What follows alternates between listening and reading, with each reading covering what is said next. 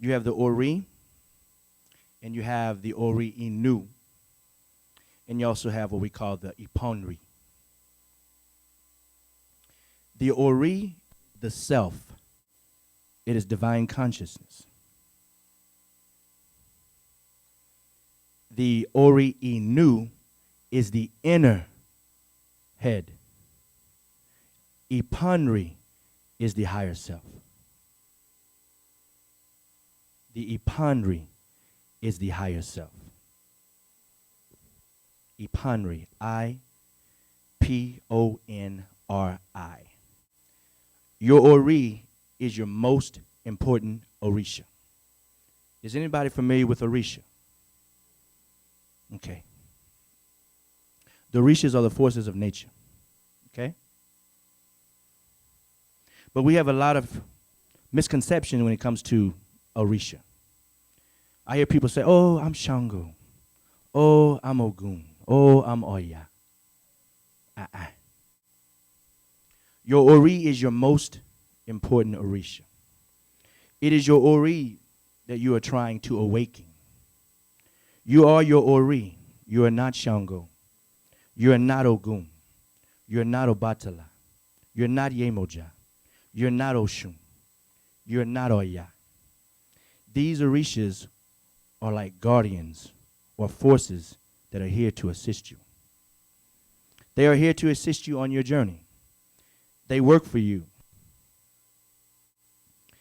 There's a story I have here that I got out of one of the books that we prescribed to some of our people.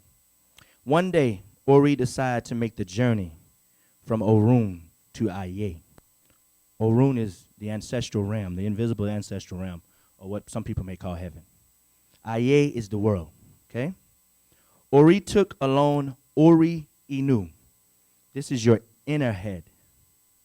And told Ipanri, which is the highest self, to wait in heaven for their return.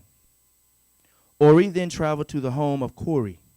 Kori is the creator of the calabash, and asked that the suitable receptacle be made for Ori to make the journey.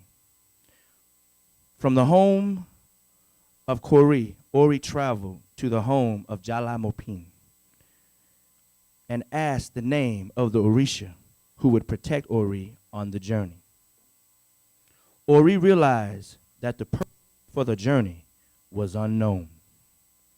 Ori traveled to the home of Aladundun Orun, who announced Ori's destiny on the talking drum. On that day, the Ori was to arrive in the world. It was necessary to go through the land of what we call Odo Aro, which is known as the Blue River, and Odo Eje, which is known as the Blood River. This is a symbolic reference to the birth canal. While passing through this land, Ori forgot the name of the Orisha who was to be invoked for protection, and forgot the destiny that was announced by Aludundun Orun. In an effort to remember these things, Ori traveled to the homes of the Orishas who lived in the world. On that day, the Ori was to arrive. First, the Ori arrived at the home of Shango, which is known as the spirit of fire, and asked him if he would travel with him on all of the Ori's journeys through life. Shango said that he would, but he also said that fire cannot live in water.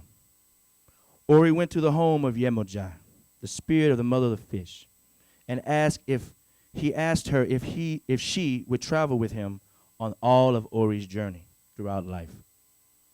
Yemoja said she would, but she also said that water could not live on the high mountain because it always travels toward lower ground.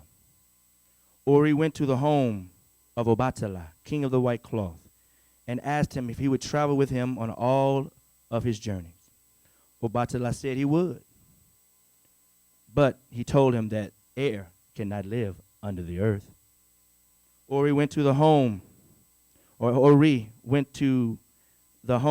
Onile, which is known as the spirit of the earth, and asked if she would travel with Ori on all of his journeys. Onile said that she would. She also said that she could not travel through air.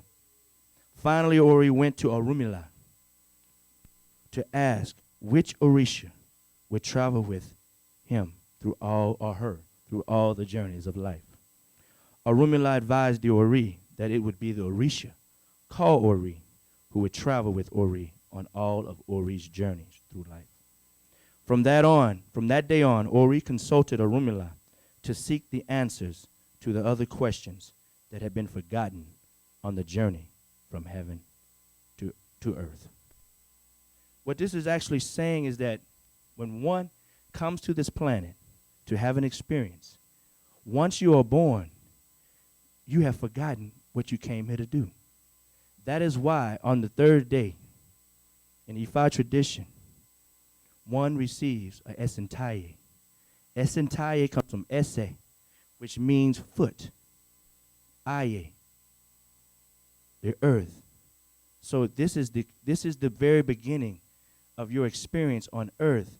And once you come to earth, we go through a divination process. We give the child a name. We give a child a reading to look into its future, to see what its destiny is, to try to help that child and that child's parents to remember what its purpose is.